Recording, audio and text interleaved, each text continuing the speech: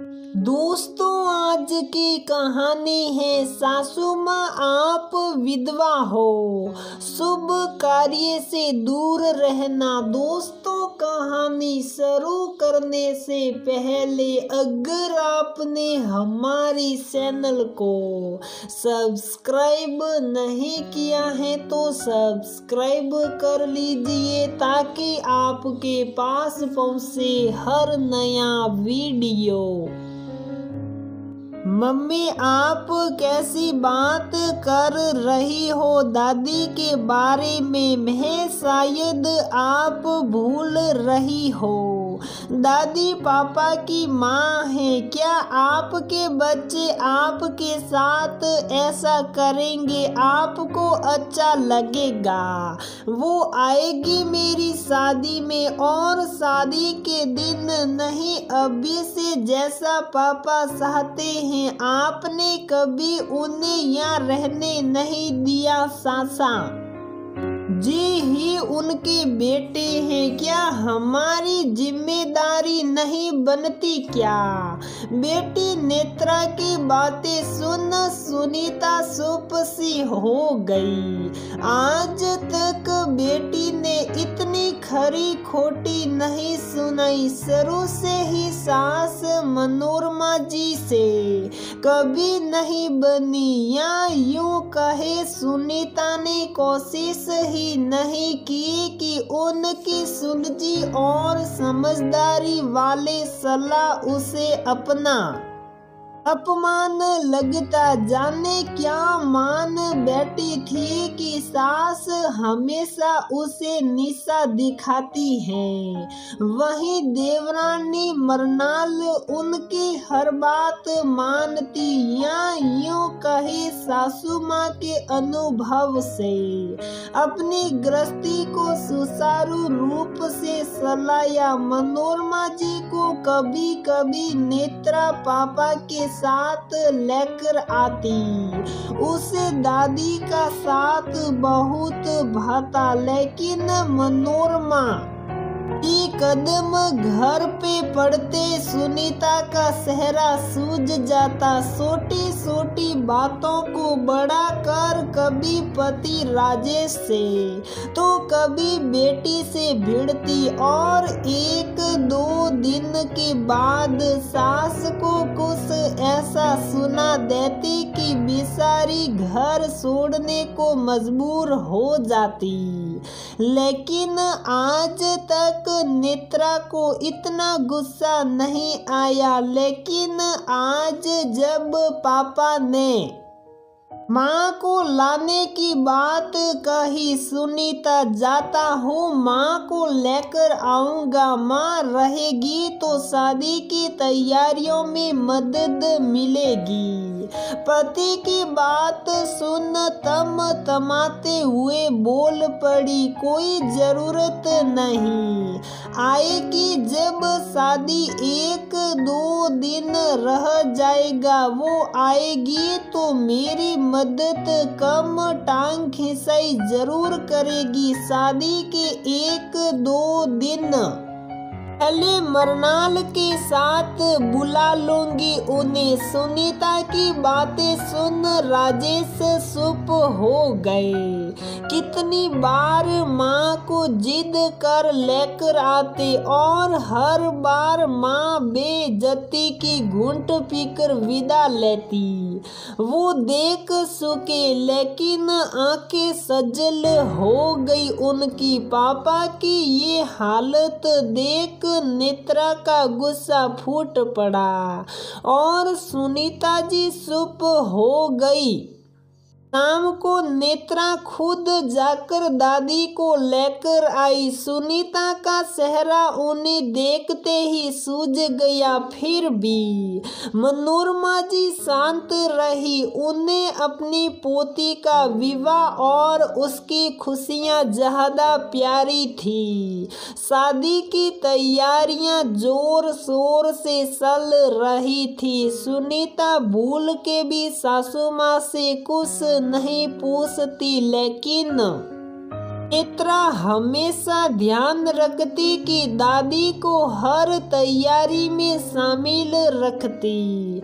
दादी पोती की जोड़ी और उनकी खुशियां देख राजेश जी के मन पर शीतल मरहम सा लगता। जो घाव आज तक था कि माँ को उनके हिस्से की खुशियां नहीं दे पाए, उस घाव का धीरे धीरे उपचार हो रहा था। पत्नी के दिए घाव अब बेटी भर रही थी। शादी को 2 दिन ही बचे थे। हल्दी का दिन था।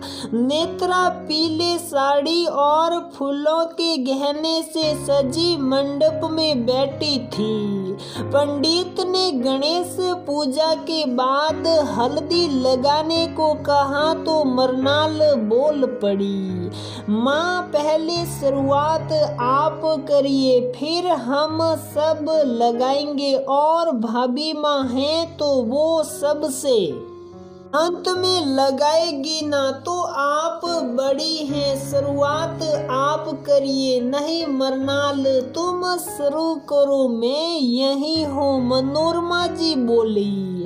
तो नेत्रा ने उनके हाथ पकड़ लिए और बोली, दादी आप ही मुझे पहली हल्दी लगाएगी, चलिए आइए। मनोरमा जी ने जैसे ही हल्दी के कटोरे की तरफ हाथ बढ़ाया, सरिता को रहा नहीं गया और बिना एक पल सोचे बोल पड़ी, मरनाल तुम ही शुरू करो, माँ को रहने देते हैं, माँ के हाथों शुभ काम क्यों शुरू करना। ऐसे शुभ मंगल काम में विधवा का शामिल होना ठीक नहीं समझा जाता। मुझे कोई मतलब नहीं, लेकिन कहीं नेत्रा के ससुराल वालों को कोई आपत्ति हो तो बहू की इतनी कड़वी बात सुन मनोरमा जी के आंखों से आंसू बहने लगे। फिर जल्दी से आंसू आंचल से पोंछ वहीं बैठ गई। अपने आंसुओं से पोती के खुशियों को धूमिल नहीं करना चाहती थी, लेकिन नेत्रा खड़ी हो गई। माँ की तरफ घूर कर देखा तो सरिता जी शक पका गई, लेकिन मनोरमा जी ने पोती के हाथ पकड़ जबरदस्ती बिठा लिया और आंख से इशारा कर उसे शांत करा दिया कि इतने रिश्तेदारों की भीड़ में कोई तमाशा नहीं, और मरनाल को भी इशारे से हल्दी की शुरुआत करने को कहा। मरनाल माँ के इशारे को समझती थी।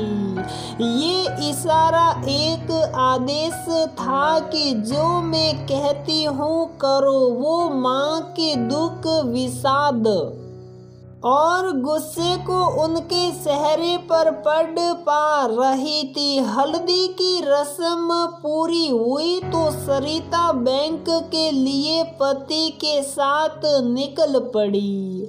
बैंक के लॉकर में रखे बेटी के गहने लेने। कुछ देर बाद रोती बिलखती सरिता वापस आई। साथ में राजेश आकर धम कर सोफे पर बैठ गए। नेत्रा दौड़ के पानी ले आई। मामला समझ में आया तो सबके हाथ पांव फूल गए। जो गहने वो बैंक से निकाल कर ला रहे थे, गाड़ी में बैठने से पहले कोई उसका उस बैग को छीन कर भाग गया। पुलिस कंप्लेन कराई, लेकिन जाने गहने कब मिले ना मिले। शादी कल ही थी। सरिता का तो रो रो के बुरा हाल था। 17-18 लाख के गहने चोरी हो गए और शादी कल ही। कैसे इतने गहने फिर खरीदेंगे, सभी हैरान परेशान थे। भैया कुछ पैसे मेरे पास हैं, आप चलिए सुनार के पास, कुछ कह सुन के नए गहने खरीद लेते हैं, बाकी उधार पैसा धीरे धीरे चुका देंगे। राजेश जी के छोटे भाई प्रमोद ने कहा। तो राजेश जी को थोड़ी तसल्ली हुई। तभी मनोरमा जी बोली, नहीं कोई कहीं नहीं जाएगा राजेश, प्रमोद मुझे बैंक ले चलो।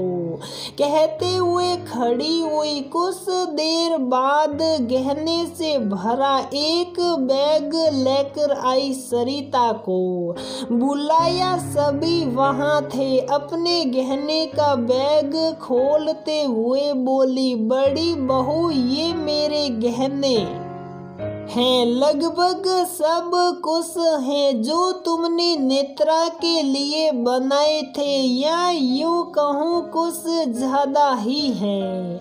अगर तुम्हें मेरे गहने मतलब एक विधवा के गहने लेने में कोई तकलीफ नहीं हो तो ये गहने मैं अपनी पोती को देना चाहती हूँ।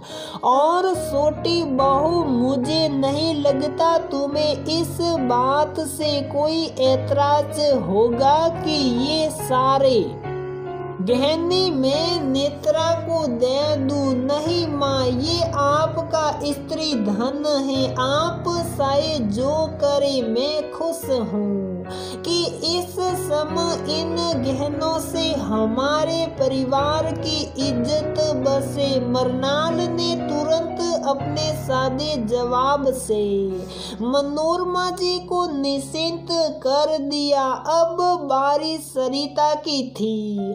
उसकी आंखों से सहस्त्र धारा बह रही थी। वो सासू माँ के कदमों में बैठ गई, दोनों हाथ उनके पैरों पर रख मुंह से इतना ही निकला, माँ मुझे माफ कर दीजिए, मैं बहुत बुरी हूँ जिसकी सजा आज मुझे मिल गई।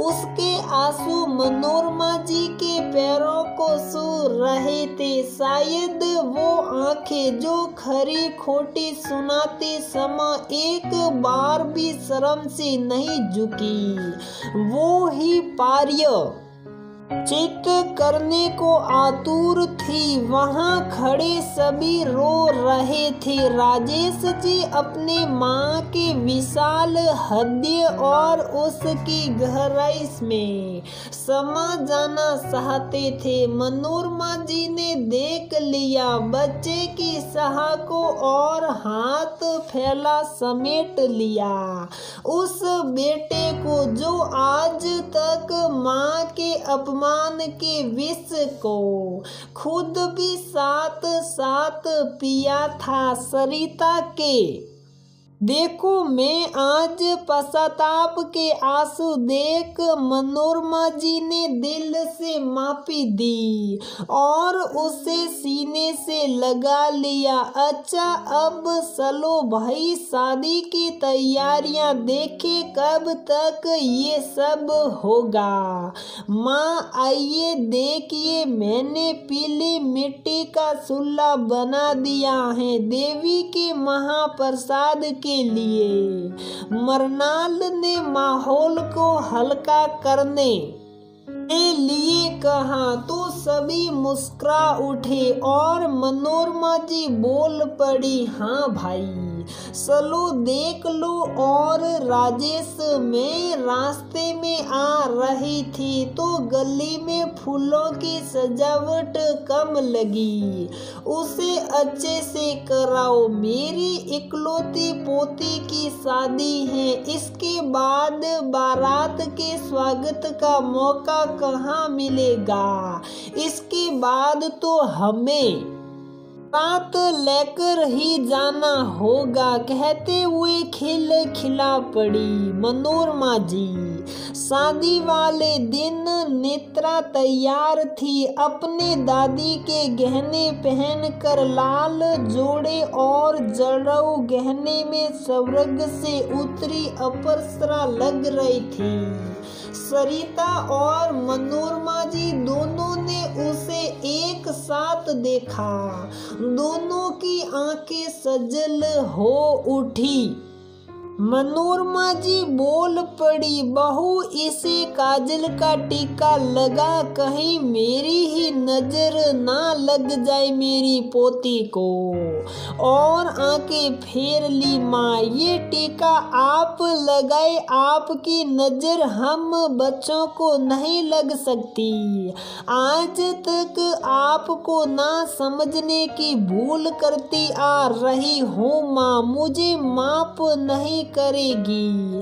कहते हुए उनके सीने से लग सिसकियां भरने लगी। अरे मैं ही लगाती हूँ काजल, और सुनो, ये बात बात पर रोना बंद करो। आज मेरी पोती के लिए शुभ दिन है, इसे शुभ मंगल तरीके चलने दो।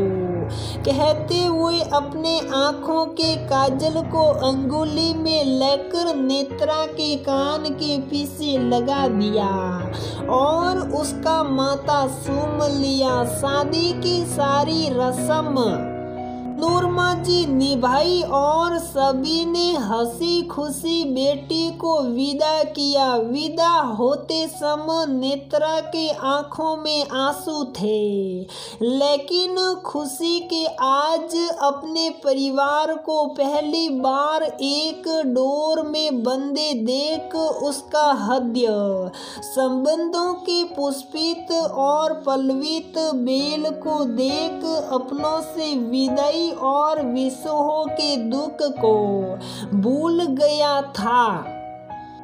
तो दोस्तों, हमारी ये कहानी यहीं पर समाप्त होती है।